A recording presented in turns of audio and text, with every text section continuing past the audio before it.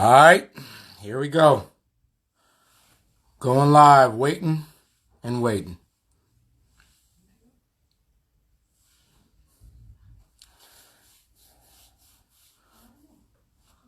What's going on, Heinrich? Appreciate it. Thank you for the opportunity. Appreciate it. Waiting on Lacey to come in. So last week I did an interview which was pretty cool. I'd like to thank Samantha Kinghorn for that awesome time hanging out with her and talking a little bit about the sport of Paralympics and my take on guide running. That was pretty cool. So definitely appreciate that. And we're going to just wait on Lacey now. If you guys have any questions in the meantime, what's going on? If you have any questions in the meantime, feel free to ask. How you doing? How you doing? What's up? What's up? As you notice, I had to shave my face though. Been out of quarantine for a little bit as far as going home to see my mother for Mother's Day. Surprised her, which was pretty cool. And I hope she was excited. But now we're just going to wait. What's going on? Okay, we're starting to get a lot of people in there. I like this. Brazil's in the building. What other country is in the building? You know, I got a strong love for Brazil. What's going on, Joe?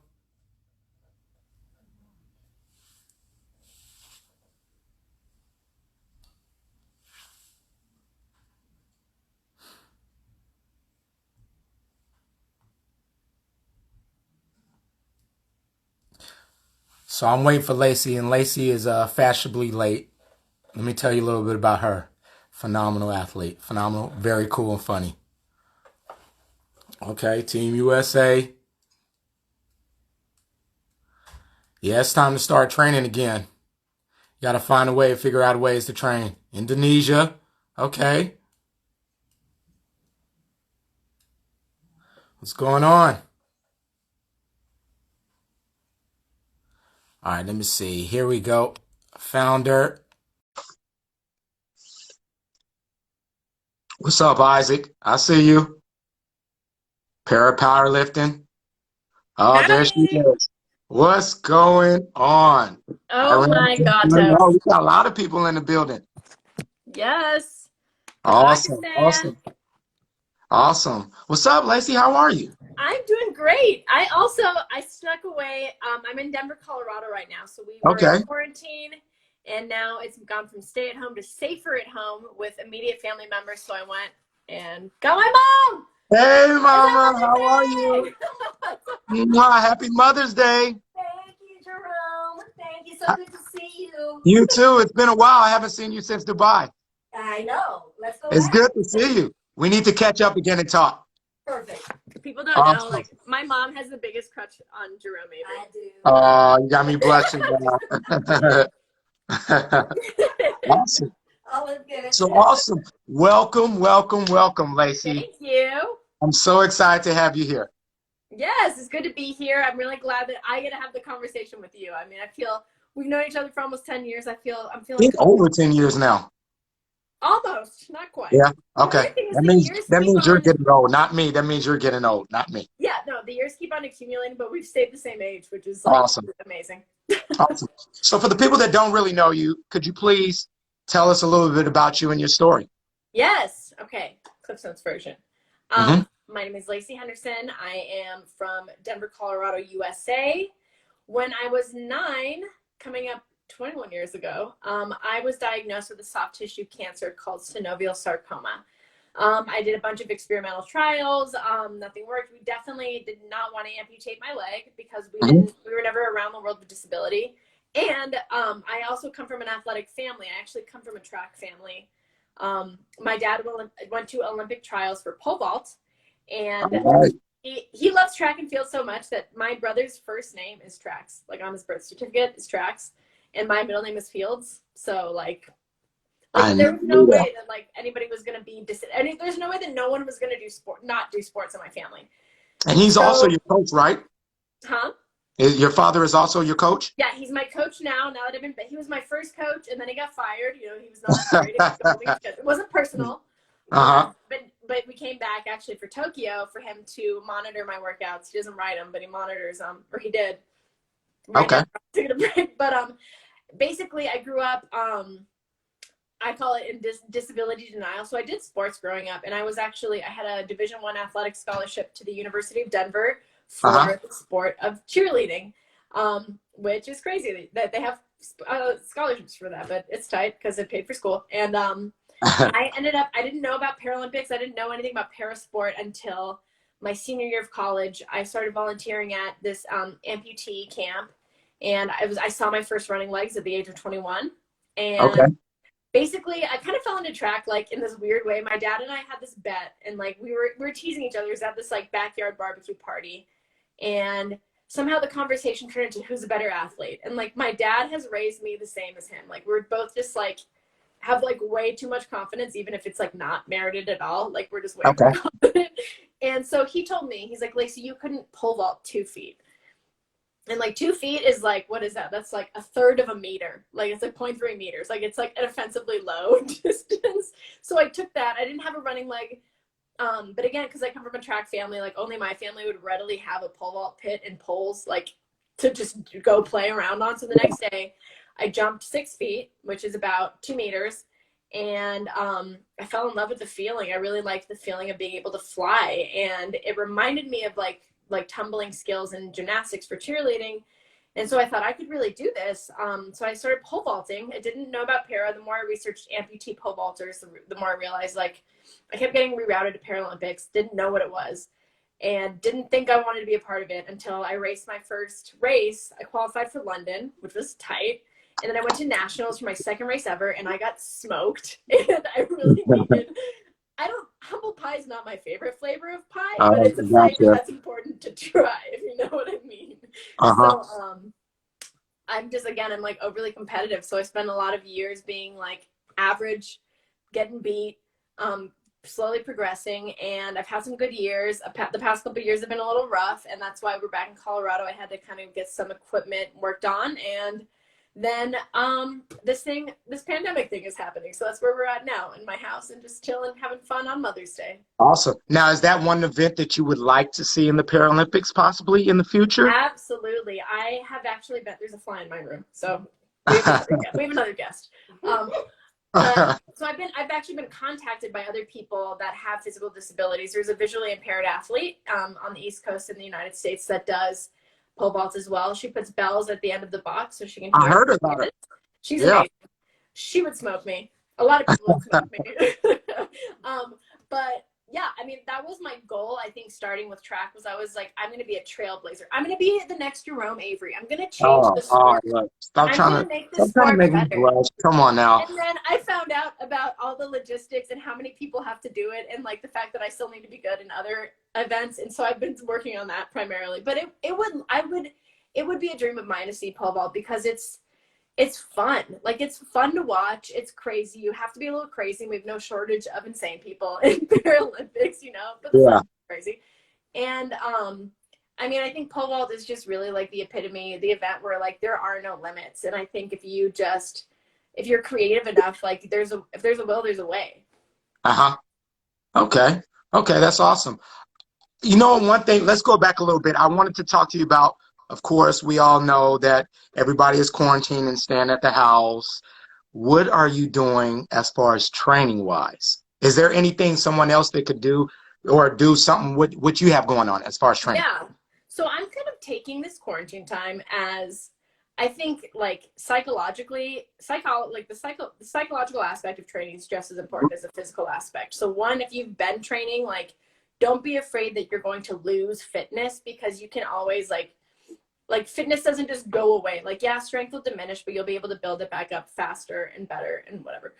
Yeah. I've taken this quarantine kind of as like, I'm treating it like an off season. So we had a crazy long season last year, which like, I guess timing wise is terrible for Tokyo, but also good for like an off season. So yeah, I'm kind of like, we call it like unplugging. Like I'm unplugging a little bit from the matrix, and I'm really maximizing a lot of my prosthetic equipment right now, which like desperately needed work. And I kept, ironically, like this whole quarantine thing's been, it's been funny because the past 2 years I've been training by myself in Texas. So then I was like, all right, I could coast for an off year, and like I could coast for like the year that like the Europeans have Euros and like we may be going into Pan Am's. Like, okay, but I need to find a training group. So that was why I came back to Colorado, and then quarantine happened. So I'm like becoming like very good at training by myself. But with that being said, like I think this is an opportunity to explore like different things as far as like weaknesses that you could work on. Like I was really flexible coming into track from cheerleading, but like have no flexibility, especially hip flexibility afterwards. So I've been building a lot of hip strength. I've been doing a lot of yoga, just like stretching and just general movement patterns. There's like coordination stuff you can do. I'll go to the track 1 or 2 times a week, but it does make me a little nervous just because like everything's so we're still like in this unknown thing. So it's like the nice thing about the track is like you can be isolated, like nobody really goes to a track in the United States at least, so like it's kind of nice, so you can still get a workout in, but a lot of it I think is just like working on the psychological aspect of training and like being able to manage stress, being able to manage anxiety, and then knowing what's important. So like for me, you can't really get no way, you can't like the bodyweight workouts don't do it the same way as a gym workout does. So you just do like a lot of movement patterns, coordination stuff, try to stay explosive, and just make sure that you're being as healthy as possible. You know, I tend to find a lot of people actually going to yoga right now. I've actually done it a couple of times. I'm just so impatient on holds and everything. You know, me being a sprinter, I just want to run fast and that's it. But yeah, but work on your breath. It'll help your breath. And right now, while we have time, it's good to relax and reflect, like you're saying. So that's a good thing. That's a good thing. Like the yoga aspect too. It really works on like the control of your breath, which does translate. You can make anything work for track. Honestly, if you're creative enough, you can make it all work. Most definitely. Now you are a busy person during this time of getting other things going on. I know you have a couple of projects that are going on right now and a big podcast. Could we please elaborate on the podcast that you have going on? I would love to. I love my podcast. So I have like this perpetual problem where like when quarantine was happening, I was like a little scared that I wouldn't have anything to do. And I think athletes, like you kind of get like that. You're like, if I'm not moving, I'm not progressing. So I like signed up for way too many things. First of all, I'm in grad school now. I did all these free classes. I'm doing all this stuff. But so you're going back to school as well? Yeah, I started grad school. It's going great. I've had 1 week, so basically I know how to run a business. So last year we started a show and it's called Picked Last in Gym Class. Picked Last in Gym Class.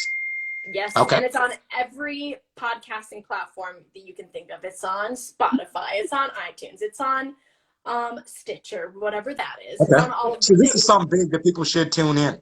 Yeah, absolutely. We also have a video component because we wanted to make it accessible. So we have a video component with subtitles. Nice. I also have a deaf guest. So basically, Pick Last in Gym Class, I wanted it to be half and half. So like half of my guests and talent are people with disabilities and half of my guests and talent are just like mainstream actors, comedians, athletes, whatever. Okay. And basically what I wanted to portray is like everybody has their stories of struggles before success. And disability or not, like there is no difference. And more often than not, we can find correlations of our own journey, of our own disability, ability, whatever life is thrown at us. And we find correlations of ourselves and other people. And that's what ultimately unites us. And it seems so poignant right now because I feel like the only thing that's winning, at least especially in the US, and not to get too political, but it's like, everything's so polarized right now, polarized in like our opinions, polarized in our beliefs, in our government, all this stuff. And like that's the only thing that's winning right now is the fact that we are all arguing. And I think that like we need to find more things that bring us together where we can find common ground and eventually move forward. Agree 100%. Yeah. Oh, that's something that's good. So grad school, you know what? I had a question that I wanted to ask you. Me being a guide runner, I get a lot of questions from people that either are missing limbs and I don't exactly know which way to direct them. So if I'm missing a limb and I'm trying to get involved into the sport of Paralympics, and how do I reach out to a prosthesis and how do I go about doing that? Yeah. Do you happen to know the answer for that? Or a direction? Yeah, I think every journey's different. There's a ton of programs out right now. Things like Challenge Athletes Foundation where they can provide grants that help you get running prosthetics. The thing about, at least in the US, and I'm pretty sure globally, but I can't speak on it because I've lived here the majority of my life, is that any sort of sport or activity prosthesis is not covered by medical insurance. So that needs to be like a separate cost. It's a separate endeavor completely. And so like the best way to try is to be able to try equipment. There are companies like Ottobock that actually offers, we have what's called running kits. So like your prosthetist, your clinician, you can come to a running clinic. They also put on running clinics, and you can actually, it's kind of like a try before you buy type thing. Yeah. It's great because like you need to know appropriate feet. You need to know like how you like your running knee, if you want a running knee, if you don't want a running knee. And so like that's a really cool opportunity that Ottobock has, so that to let you like try different things to see if you like it. But honestly, like Google is great. There's so much out there now in the world of social media where you can find somebody in your location. I think being able to be connected with somebody who has a disability similar to you that does it, and finding like a point of contact for your NGB would be the second most important thing, because like the US is going to run it different than GB, and like it's going to be different from Germany, and it's going to be different from all these other countries, like this, because a lot of the times like there's different resources in those countries as well. Like I'm good friends with some of the Argentinian teams. You're not going to see a lot of amputees coming out of there because their resources are just way different than what we have in the US. So finding a point of contact for your NGB, just Google like Paralympics amputee, my country that I live in, and see kind of what pulls up, and find points of contacts, and just like be the squeaky wheel. I think for a lot of people, I did throw my dog over there.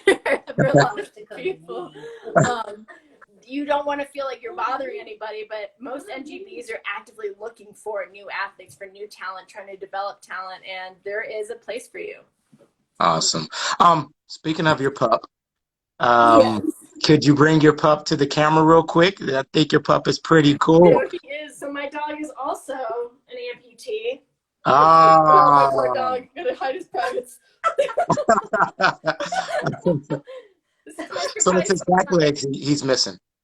He is also missing his right hind leg, just like me. Here, I'll do a little. Oh, Matt made him heavy. Look at that. I'm pretty sure he's spoiled too. He's pretty spoiled. This dog has not gone one day without a meal since he met me. Oh yeah. You know what I mean? Well, that's good. He looks like he has, but he's a little dramatic. Now I have a question for you. Since we are quarantining right now, 2020, obviously the focus has changed and everything. What is your focus now going into 2021 for the games? As far as events, what events do you plan on doing in Tokyo? And what is the big thing that you're looking forward towards?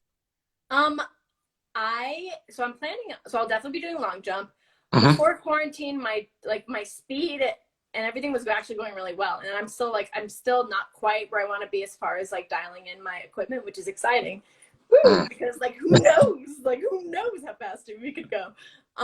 So I want to race again. Like I miss it. I took a break in 2017, going backwards. In 2017, I was actually in a hit and run accident, and the guy ended up dying. It was like kind of crazy.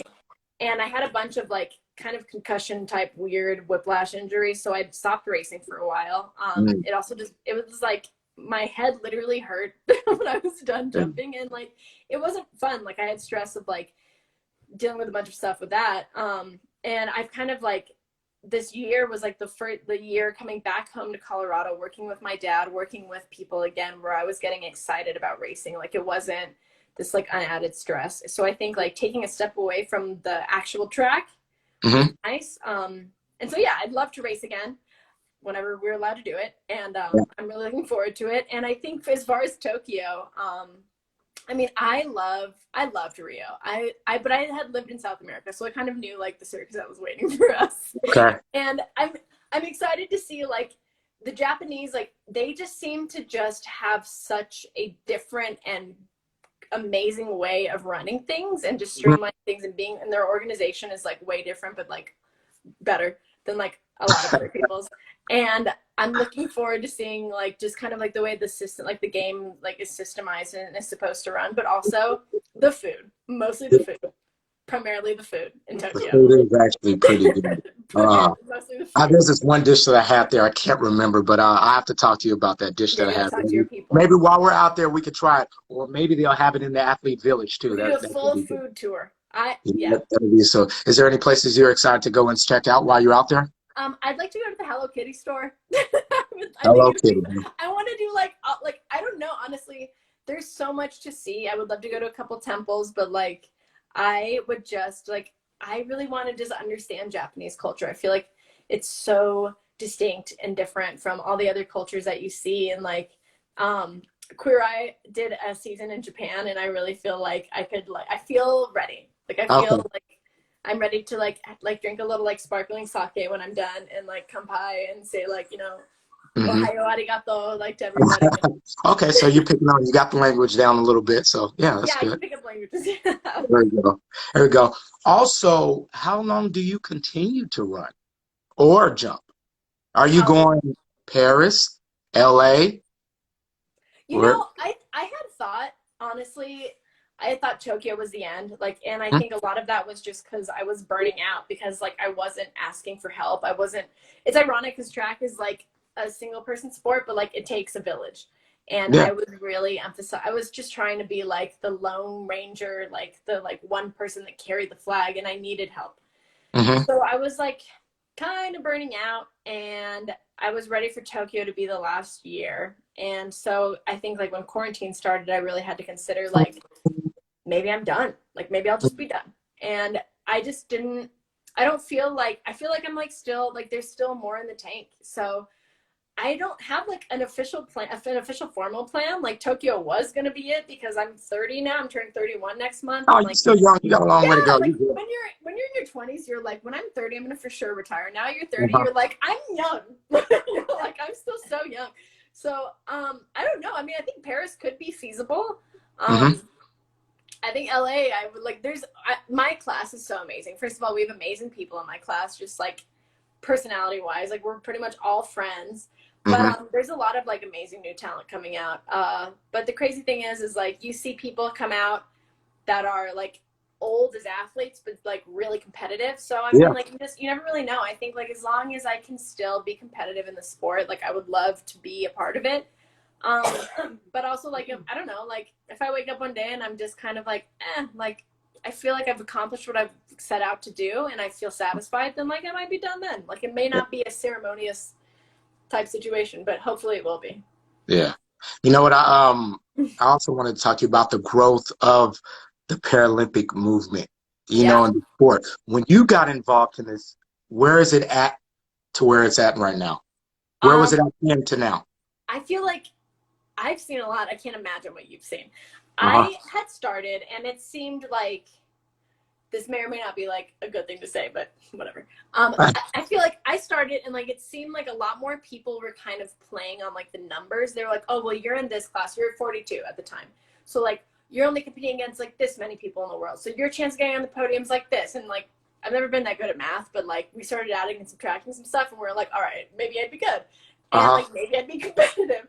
And it has turned into so basically I think Brad Scott from Australia told me this a while back and he was like Paralympics used to be like you're an athlete because you have a disability Hmm. and it's turning into you are an athlete with just that happens to have a disability. And I think that's what Yeah. we're seeing like freak crazy talent coming out that happens to classify as a disabled person, that happens to classify as like whatever disability, Hmm. and they are just smoking. And I think like the pool of talent just globally is so it's getting much richer, and like we're getting into a place now where like it's not your mama's Paralympics anymore. Like this is like you have It's to be fun. good. It's Like super competitive.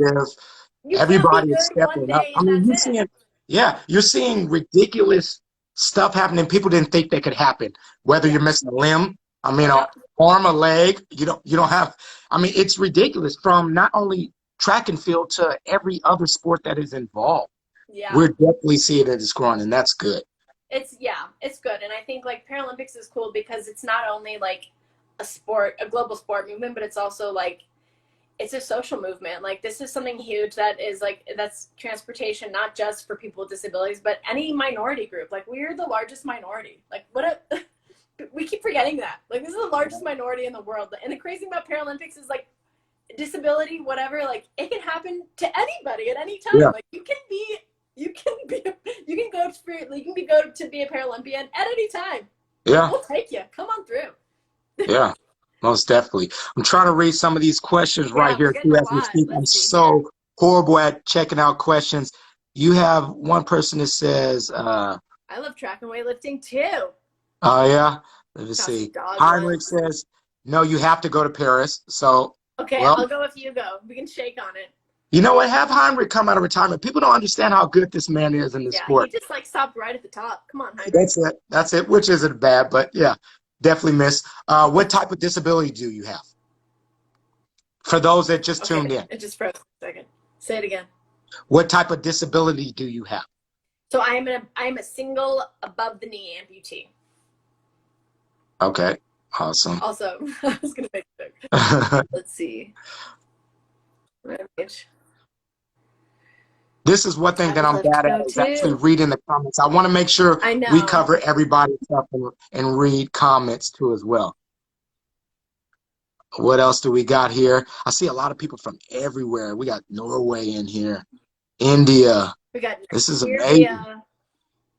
Yeah, this is cool. Want to break the 100-meter world record? Let's do it. Let's go. Yep. And you said you're coming back for the 100, right? Yeah. Do you guys have the 200, the 100 long jump in your class as far as sprints and jumps? So yeah, we got it. Really, they should really shaved it down. So we used to have shot put, I believe, standing shot put. Now it's just 100 and long jump. But we have like our class is deep in talent, so it's gonna be gonna be good. It's gonna be crazy. I mean, like, our class is kind of crazy. The leg amputee class, I feel like, let's just take a moment to talk about it.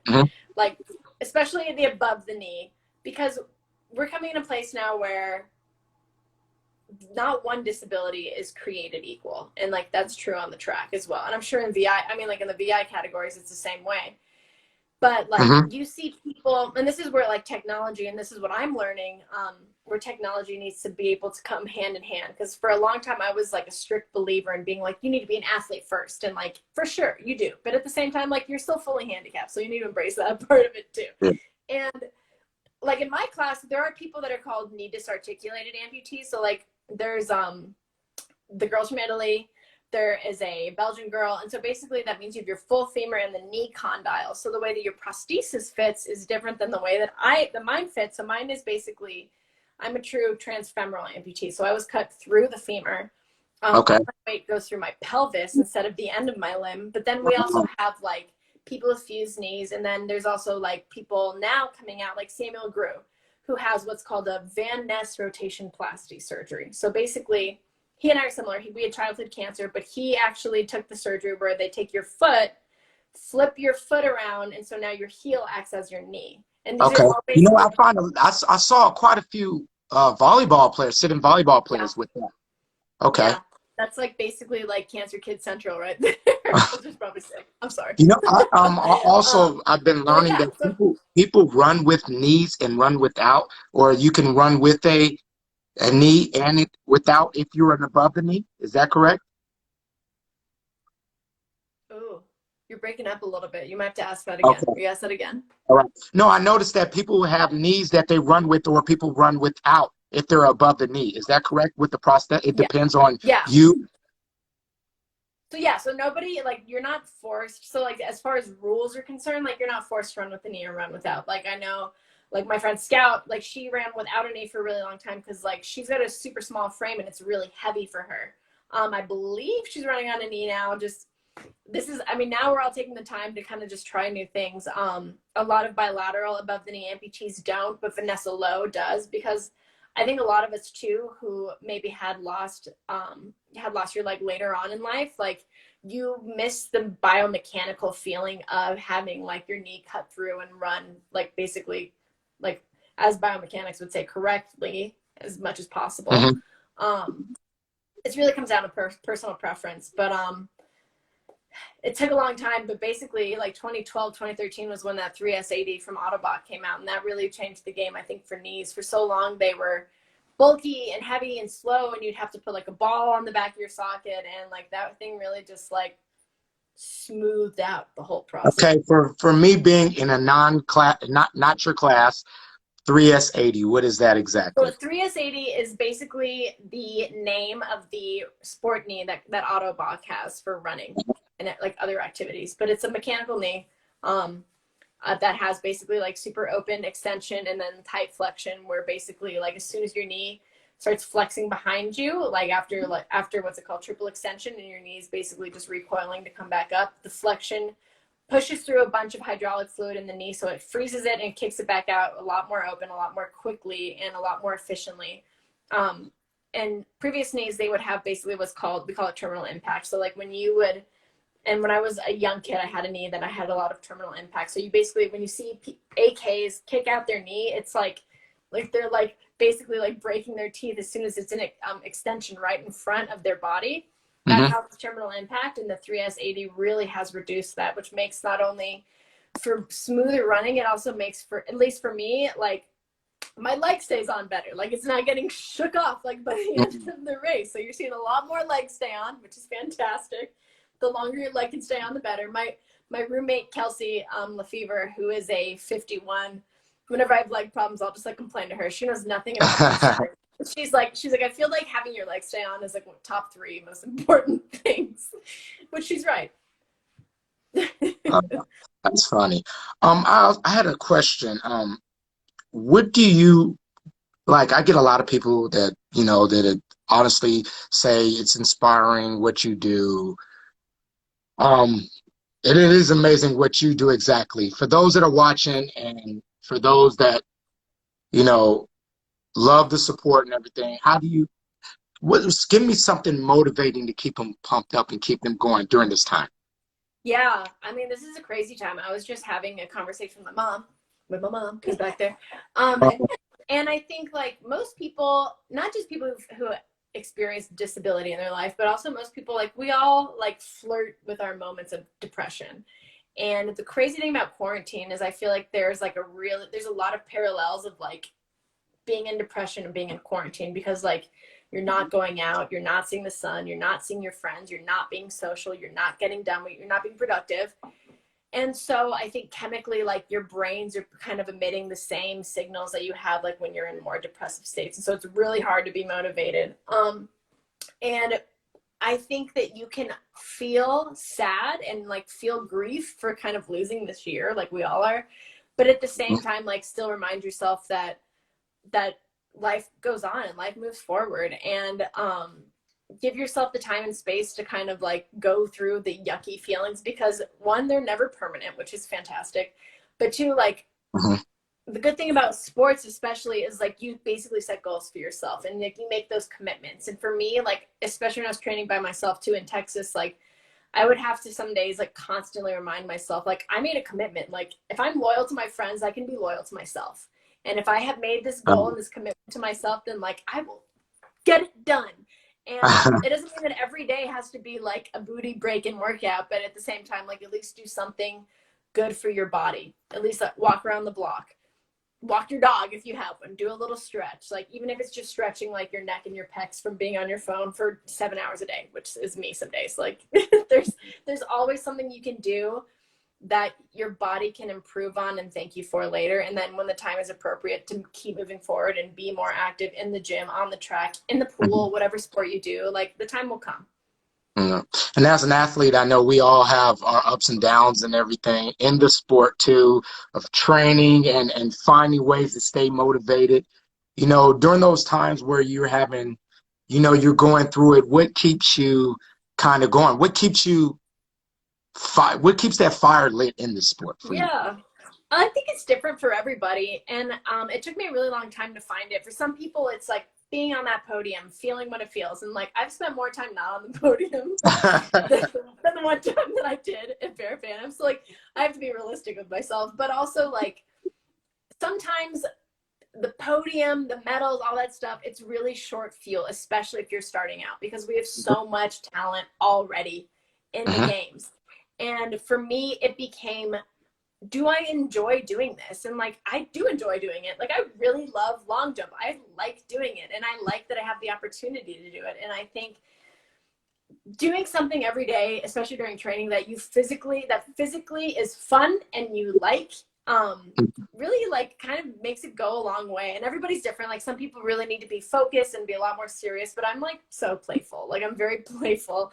So if there's at least one point in my training day where I feel like it's play, like it's playful and it's fun and I can just bounce around and like listen to like the Mulan soundtrack or whatever and like have a good time, then that helps me continue forward. Because for me, like, being serious and like really focused and like like, life is full of distractions, at least in my life, and being able to like accept those and go through it, but know that like my North Star is the fact that I like doing it and it's fun for me. Like, it's still fun.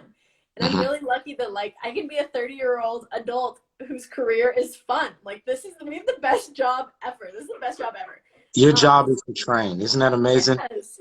And like, you have to make sure that you're having fun. Like, I mean, the goal's still there, but you can't live like, it's a long career, depending on how long you decide to do it. Those are some long days on the track. They're hot. You're sweating. Your legs having issues, like whatever. Like, and you just have to remember, like, there's parts of it that are fun, and like going to the games is fun, and like it's business and it's serious, but it's, it's fun. It's like the best job it is. It's the best job ever. Awesome. I got a question right here. It says, how old were you when you started? I don't mind you asking. I was older than a lot of people normally are. I actually started when I was 21. Because I just didn't know about parasport. I did like other sports that aren't like Paralympic level sports, and you're seeing people now like kind of get fed into this Paralympic like tunnel, this realm, which is cool, because you're seeing, just like in able-bodied sports, mainstream sports, you see people that are becoming more specialized earlier, and then by the time they're like 23, 25, like these are like freak nature, like mutants out there that are so fast. But yeah, I was one of the ones that started a little later. But again, like, that's why, like, in para, you see people that are older. April Holmes was in the game forever, and it's because a lot of us don't acquire disability until later, and a lot of us don't find Paralympics until later. And that doesn't mean, age doesn't really like mean that you don't have potential to be like successful and potential to be competitive.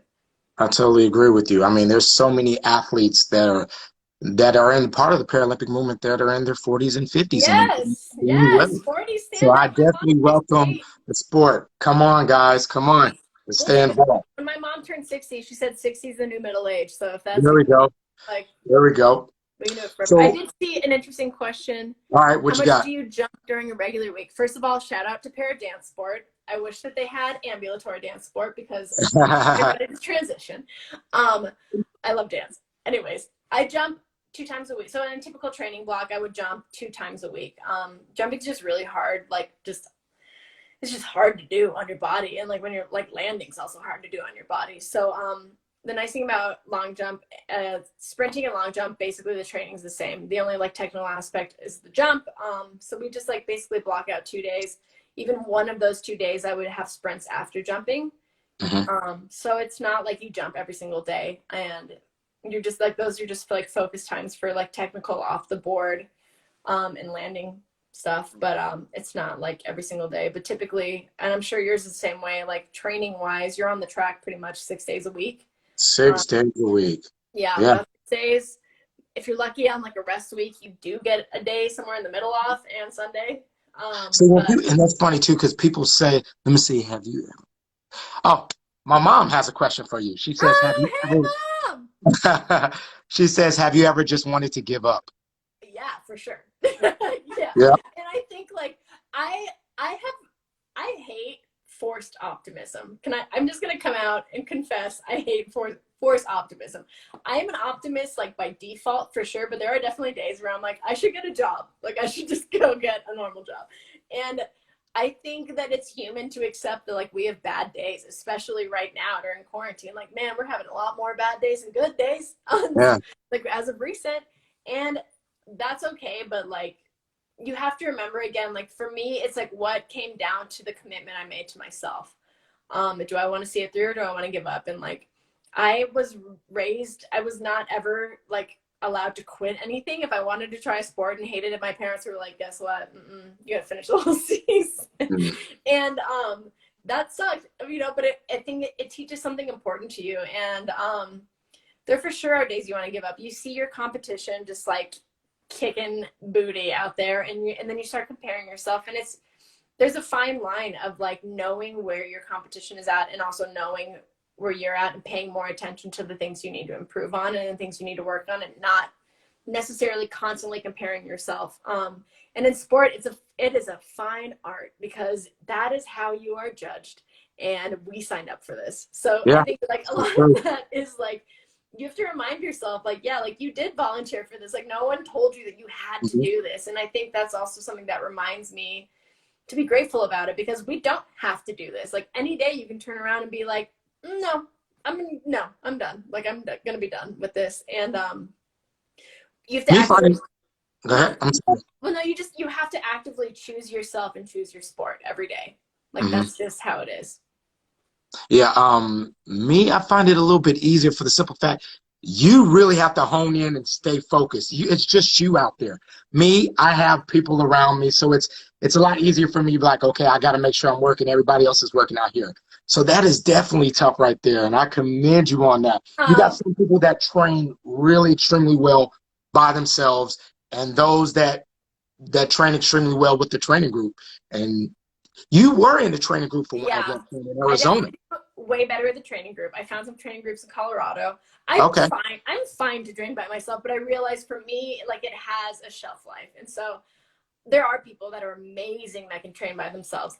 I am not one of those people. I can like maintain, but I can't actually progress. And like, I'm not a good self-coach. Like I'm just not. And some people are. And you learn the hard way when you're not. But yeah, I mean, I think like just knowing kind of the environment that like suits you best and finding that. And I was lucky enough to actually go to Australia, train at AIS with Irina and a lot of people on that team to kind of see what it needed to look like. Because I've gone to a couple training camps at the USOC in Chula Vista, and I liked it, but I also like know myself, and I can't, like, I'm not like set up for like the dorm life like more than one time in my life. So and California is crazy expensive. And so it was good to kind of see like what Chula Vista does, what Australia does, and like see the other opportunities that are coming out and see like what works best for you. I think like everybody thinks that there's some sort of like magic pill or there's some sort of secret ingredient, and it's not. Like it's basically finding the personalities and the environment that you thrive in, and then finding basically your internal motivators and just going for it. Yeah. That's awesome. I'm gonna follow your mom on Instagram. I see her. So I got some. Are those medals behind you? Yes, these are actually medals behind me. World championships. Let me see. Quite a few world championships. I think Para's up there. Parapans is up there as well. And my Paralympic medal is actually at my home. That stays with me. I know. I was like, ooh, I should have brought my one Parapan medal, but yeah, that stays with me. That stays with me. Do you find it easy or hard to separate dad from dad and coach? Yeah, for sure. And I think that's kind of why like I had to fire him briefly. So like my dad was a great first coach because like I didn't know anything about the sport of track and field. And like I came from such a different world with cheerleading. And like, so I would go to like these track meets, and a lot of people do this, but I would go and like be like full made up, like waving to the crowd, like just like dancing, like not at a dance competition at a track meet. And my dad was like, Lacey, like you need to work on getting better because you're gonna look like an idiot if you're last and you have all the makeup on. And so I needed that. I needed the reality check. But at the same time, my dad is 70, turning 75 this year. And so my dad was running track when they were digging holes in the dirt instead of using starting. He doesn't look 75, ladies and gentlemen. We have fantastic genetics. We have that's good. That's what happens when you're Italian. Anyway, and he also comes. So after pole vaulting, my dad was a 2-time national decathlete champion for masters, and like pole vault mentality. I feel like every event has kind of its own flavor of like mentality and its own flavor of people. And pole vault and decathlon, like those people are from outer space, first of all. And Yeah. secondly, like the mindset of decathlon especially is like, just keep going. Like I remember I had a bad day and my dad told me this like psychotic story where he was like, I had a bad day training once. And what I did was I just started punching a tree until my hand bled. And I wanted to be like, everybody else I compete against, they're not tough enough to punch this tree until their hand bleeds. I am. And he's like, I turned around and I was able to compete and beat people. And I'm like, okay, that's not me at all.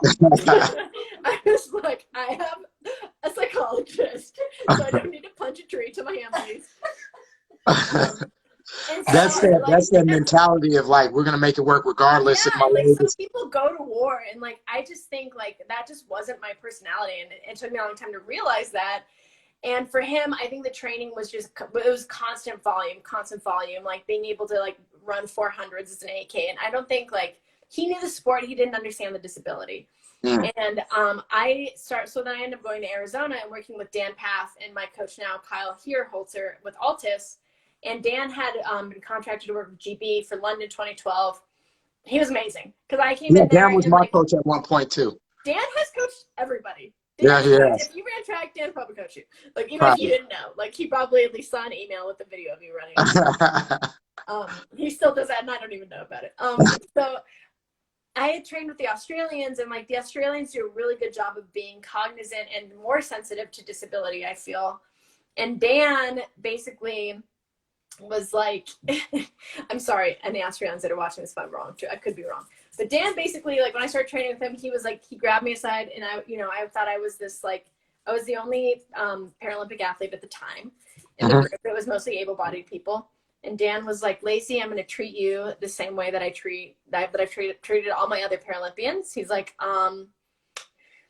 you're just going to do what everybody else does until you can't, and then we'll figure it out. And we never really had to make that many adjustments. And my volume was a lot shorter, and I think a lot of that didn't have to do with my disability. I think it had to do with like I have no endurance space. But you just found something that worked. Miley came into the room, so now my mom. Yeah, all of them are out. Oh, okay. There's a question that was on my mind as soon as we started talking that I wanted to ask you. Besides this question, I want to ask, what are your goals? Oh, you know what? Who are you excited to see besides yourself competing at the games? Who else are you excited to see? Oh my God! Well, first of all, I'm like stoked to be a part of this interview because I love relays. If we had a 4x4 relay, like I could watch a track meet that was just relays. 4x4, huh? Woo! Not me. Okay. Watching. Watching. Gotcha. Oh man, I'm really excited to see Johannes Flores from Germany. He is so fun to watch right now. He's doing amazing things. You know what? He actually had my attention watching him in Dubai. Yeah. He's ridiculous. There's like some races you're like, ooh, actually I need to go see that. Yeah. Like, I mean, hotel room. Oh, I put my leg on for that. Okay, what events in Tokyo would I put my leg on for? Let's go. Yeah, I like that. Come on. I would put my leg on to see Roderick jump for sure. Okay. I put my leg on to see Sam jump. I see like that class jump. I put my leg on to see the 44 men's long jump for sure. Mm-hmm. I put my leg on to see the 62, the bilateral AK 200. Mm-hmm. I put my leg on to see like the 53, 54 class 1500 men or women or 800. I put my leg on to see like the T13 800. I put my leg on to see the T13 400. There's a lot. There's like so many. What would you put your leg on to go see? You got one. I feel like you missed one. Let's see. See here. Let's see here. Oh, okay. Yeah, the T11 100, men's 100. Absolutely. There we go. Boyfriend's race. Yeah, that's my boyfriend's race. There we go. That's awesome. That's awesome. I'm like, any of the 38 classes, see the 38 class, like the CP classes are flying too. We just have so much talent. Like, I like track. I like track. Every disability is doing something phenomenal in the sport of Paralympics. Yeah. Yeah. I basically like I'm like, everybody has like a Usain Bolt in their class. Basically. You know what? I totally agree with you. I'm trying to think who I always come back to Brazil because I think their range and Paralympic and the athletic world, it's crazy. I would love to train with them because they have fun. They like to dance at practice too. And I like that too. That's always good. You already know you're going to get good music. Yeah, for sure. That's what, I mean, I listen to like soca or like Brazilian. It's called like Brazilian jazz funk, right? You and I both listen to that. Yeah. We jammed to that a couple of times. We sure did. Yeah. What is your goal going into 2021? What is your personal goal for 2021? Personal goal would be consistently over 4 meters in long jump.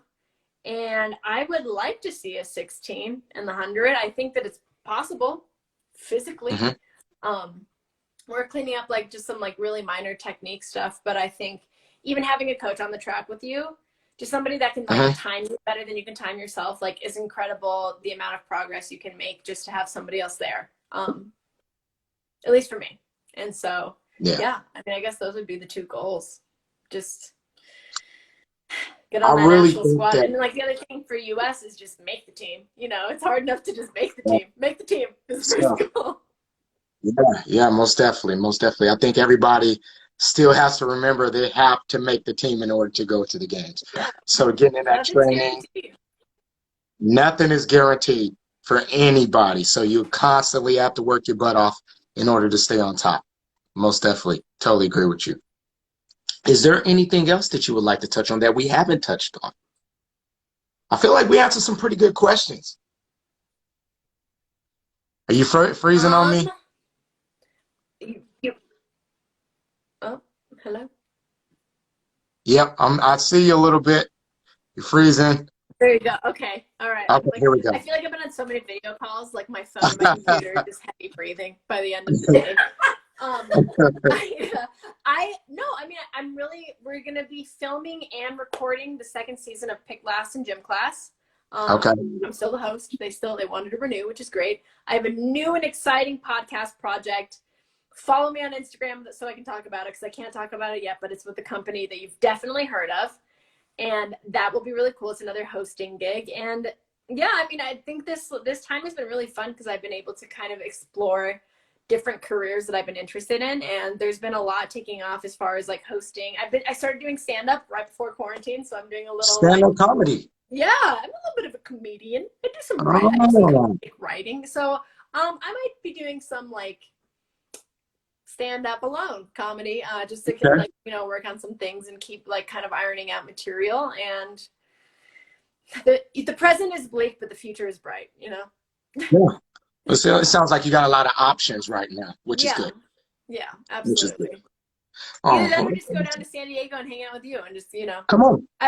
You know what? There is a bunch of comedy clubs out there too. So hopefully if everything opens up, we can get you on stage. Yeah, absolutely. And I'll make sure I'll laugh even if it isn't funny. I know you will. Well, this has been great. I appreciate the time, spending time with you. Thank you, Paralympics. This has been amazing. Thank you. And I'm excited to hear your interview when you have one next because this is the relay. So you're next. Hey, Mom. So okay. Happy Mother's Day. I hope you enjoy your day. I think we're freezing a little bit in and out. Thank you, Jerome. Yeah, I'm looking forward. Next week's going to be fun. I know we're having a hard time, but you know, we made it. We got to the end. We made it. The relay, the baton has been passed. There you go. It's been passed. Here we go. Yeah, next week's going to be fun. Awesome. Any last words? Are we good? You want to say to your peeps out there? Hey, thank you, Mom. Everybody go Happy Mother's Day. Call your mom. I will. She's outside near the pool right now, so she's relaxing. Oh, you better get out there. I'm about to do the same thing right now. Yeah. Thank you so much for allowing me to interview you. Yes. Stay safe. Stay safe, everybody out there. And I'll be talking to you later. Be smart. Do those at-home squats. Oh, wait. Here we go. She was listening outside, so here she is.